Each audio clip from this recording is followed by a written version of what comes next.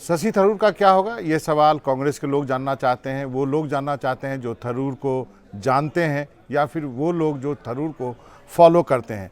अभी तक कांग्रेस के प्रवक्ता ही कह रहे थे कि थरूर को बीजेपी का प्रवक्ता हो जाना चाहिए, विदेश मंत्री हो जाना चाहिए, वगैरह वगैरह बातें। लेकिन कांग्रेस अध्यक्ष के प्रेस कॉन्फ्रेंस में जब थरूर के बारे में सवाल पूछा गया तो बहुत ही रोचक जवाब मल्लिकार्जुन खड़गे साहब ने दिया। बार बार पूछे जाने पर उन्होंने थरूर पे चुप्पी तोड़ी और कहा कि थरूर की इंग्लिश बहुत अच्छी है, मुझे पढ़ने में नहीं आती, इसलिए हमने उनको कांग्रेस कार्य समिति या कहें कि कांग्रेस वर्किंग कमेटी का सदस्य बना दिया है। जब खड़गे से पूछा गया कि थरूर सरकार की तारीफ कर रहे हैं तो कांग्रेस अध्यक्ष का जवाब था कि हमने तो पहले ही कहा कि देश का मामला है, हम सेना के साथ हैं और सरकार के साथ हैं। जब खड़गे साहब से पूछा गया कि थरूर सरकार की तारीफ में लिख रहे हैं तो जवाब मिला कि जिसको जो लिखना आता है वो लिखेगा, हम उसके बारे में दिमाग नहीं लगाना चाहते हैं, हम क्यों डरेंगे, हम कह रहे हैं कि वो अपनी इच्छा के अनुसार बोल रहे हैं, मेरे लिए देश का हित सबसे ऊपर है और हम उसी के लिए काम कर रहे हैं। थरूर ने उसके तुरंत बाद खड़गे साहब ने जब ये बयान दिया अपने प्रेस कॉन्फ्रेंस में तो उन्होंने सोशल मीडिया पे लिखा और उन्होंने कहा कि उड़ने के लिए किसी की अनुमति नहीं लेनी होती, पंख अपने हैं और आसमान किसी एक का नहीं है। यानी आप कह सकते हैं कि थरूर और कांग्रेस के बीच तलवारें खिंच गई हैं। अब सबसे बड़ा सवाल है कि थरूर का क्या होगा। यदि कांग्रेस सूत्रों के माने तो थरूर पर कांग्रेस कोई कार्रवाई नहीं कर रही है, कांग्रेस करना भी नहीं चाहती, क्योंकि कांग्रेस को मालूम है कि कोई भी कार्रवाई किए उनके खिलाफ, यदि उन्हें पार्टी से निकाल दिया तो उनके 4 साल अभी भी लोकसभा के सांसद के रूप में बचे हुए हैं और उसके बाद जब एक बार उन पर कोई कार्रवाई की गई तो वो पार्टी के खिलाफ खुलकर बोलेंगे। अभी तो वो पार्टी के अनुशासन में बंधे हुए हैं, भले ही जितना ही वो बंधे हुए हैं।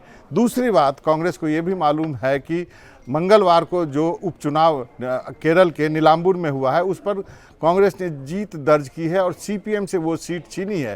कांग्रेस के नेताओं का कहना है कि इस सीट पर थरूर ने एक दिन भी प्रचार नहीं किया, यानी हम केरल की सीट जो है उपचुनाव में सीपीएम से छीन सकते हैं, उसके लिए हमें थरूर के मदद की कोई भी ज़रूरत नहीं है। लोग कांग्रेस के ये भी कहते हैं कि भले ही थरूर का जो है डंका देश विदेश में बजता हो, लेकिन ये बात भी सच है कि पिछले लोकसभा चुनाव में थरूर को बीजेपी के राजीव चंद्रशेखर ने दांतों तले जो है चने चबा दिए थे। थरूर महज 17,000 वोटों से लोकसभा की अपनी सीट ही जीत पाए थे। इसका मतलब है कि उनकी पॉपुलैरिटी कम हुई है।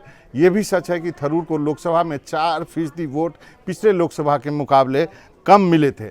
अब सच्चाई ये बात है और कांग्रेस को भी मालूम है कि थरूर की दिक्कत जो है वो कांग्रेस के महासचिव केसी वेणुगोपाल हैं। केसी वेणुगोपाल राहुल गांधी के बहुत करीबी हैं और सबसे मज़े की बात, जब थरूर के बारे में कांग्रेस अध्यक्ष मल्लिकार्जुन खड़गे से सवाल जवाब किया जा रहा था तो केसी वेणुगोपाल उनके बगल में ही बैठे थे।